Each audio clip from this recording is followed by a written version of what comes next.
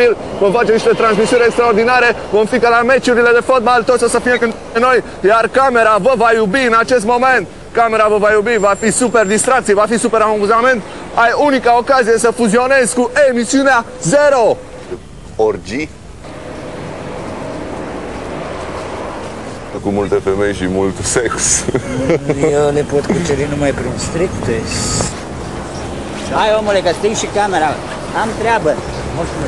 Hai că am treabă. Ce-ți la treaba ta? Black people, the black people with the black attitude. The black man is in the house. This is DJ Traffic right in the mix. DJ Traffic works hard for the money. My name is Freedom. And now I want to liberate all the nation. And you don't like the rap music and the rap attitude. Poate cucerim mai multe femei. Nu ne putem întâlni mai de ceva mai... I love the rap attitude. This is my attitude. This is me. I can't cause I'm lost in music. I'm lost in music. Bă, păi da, dar ele au o cerință către mai aparte, către oamenii mai aparte. Sunt o senzație mai aparte pentru ele. And this is a public domain. And now I feel free. I feel the power of love. Păi, du-te, mă, de aici, că te-au și pe acum. Vrei să iasă cafeală? Du-te dincolo, auzi? Care a ajuns și a ales de unde a ajuns. I work hard for the money. Calmul și lasă-mă în pace, ca? Du-te în pace. You kill me.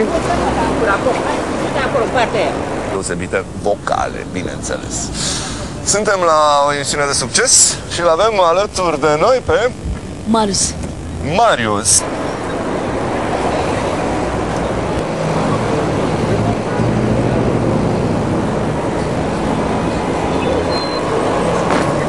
Cântă! Tânăr vreau mereu să fiu.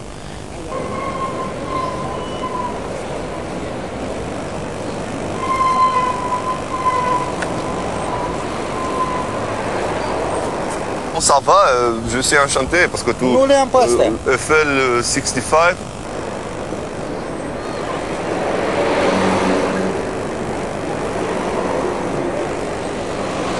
MC on this mic, please, for my television. Acum 150 de ani, Sundar Singh ar fi confirmat că Nostradamus a avut dreptate cu primul al doilea război mondial. Și înainte de el, prin 1200, un om țaică, ar fi prevăzut că se va naște un om Hitler și care oamenii vor purta semnul fulgerului pe frunte, adică svastica. Așa. Și Sundar se spune că... Văd că deja ai o svastică în frunte un pic. Ai început să faci? Nu, m-a preocupat de... Pe la 7 sisteme yoga, apoi am intrat în metafizică, în științe oculte, magie și așa mai departe. Build the Jungle Book!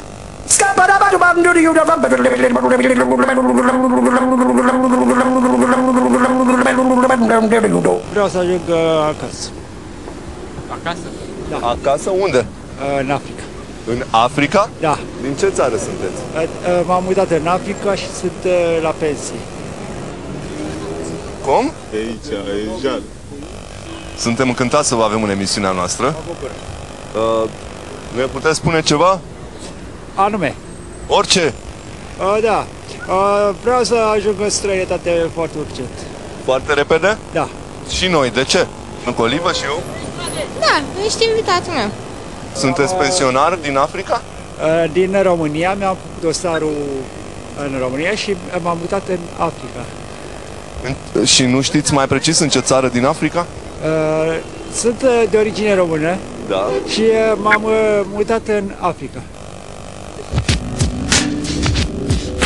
Vă dau imediat o rețetă, dacă doriți să faceți dragoste cu omul mai mult de 3-4 zile, atunci dați țelină cât mai multă, în proporții de 100 de miligrame, 200 miligrame țelină, masaj pe scrot la început. După ce masați scrotul, puteți să insistați către fesieri, fesierii se stimulează, iar după ce ai stimulat fesierii Oral, ceva oral n-ar strica. Cimpanzei, leopard, zebre.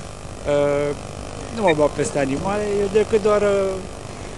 Negrese cu fundul mare, cu sâni imensi, greutate mare, dorință sexuală mare. Nu să cu așa ceva. Ok, să vedem ce pastilă i s-au prescris, doamne, și ce putem face. Canibali? Nu. Nu? Nu. Nu vă face poftă? Nu vă face poftă? Nu vi se face poftă puțin? Niciodată. Îmi place căciula ta, ești român plecat în Africa. Da, după cum o vedeți, Nu, dar nu. atâta E mai păr. mișto cu căciula. E mai mișto cu căciula. Asta e căciula, da. Dar și eu tot cu super și eu cu rinichii super. Da? Emisiunea asta se vede pe ProTV Internațional și poate să te vadă și ea Un din mesaj Africa. pentru popoarele din Africa? Exact. Un mesaj pentru popoarele din Africa să fie sănătoase și cât mai curând mă întorc cu mașina. Ați văzut extraterestri de ieri? Am văzut acum unul într-o Mercedes chinezesc și... Se deghizează în chinez pentru că li se pare că e mai Nu ușor știu, să trăiască eu printre nu mă- noi, așa. Seamănă între ei și nu poți să Nu mă vezi. bag eu la așa ceva. E bine să fie extraterestru chinez că îl reperăm greu. Că sunt mulți chinezi și e foarte... Nu mă pricep la așa ceva La niciodată. știri au mai zis ceva de ei, cum le merge, în ce oameni s-au mai băgat. N-am avut de-a face cu ei niciodată. Ce vezi? Și o să ne placă foarte mult înspre Bucureștiul ăsta, că este foarte frumos și trebuie să mă duc la strand. Dragostea nu ucide decât dacă am eu sida și ți-o transmit. S-a morto. Cam câți bani costă strandul, colacul și restul? Strandul nu costă niciun... Strandul costă 300.000. Ce cineva le-a regulat când erau moarte? Ce vezi? Și văd mai mulți oameni Asta văd și eu. Altceva. și aș vrea să vă zic că eu sunt din județul Olt și aș vrea să vă spun că sunt din județul Olt. Sunteți sultan de-al meu. Încântat să vă cunosc. Da. A pedophile? Sorry? You are a pedophile. My friends told me that you are a pedophile. Yeah, I am. Ce ne puteți spune despre planurile dumneavoastră de viitor? Eu să vă spun că mie îmi place planurile, obiecte, fructe, mere. Deci planurile dumneavoastră de viitor sunt Mere, pere, împanere, gutui, banane, portocale, mandarine, chersici, kiwi Așa? și toate felurile îmi plac. Croaziera pe care o efectuați în țara noastră, unde se va opri? Unde va... Da, se va opri la Sala Palatului. Kids and I have special prize because You got a sense of humor, but desenul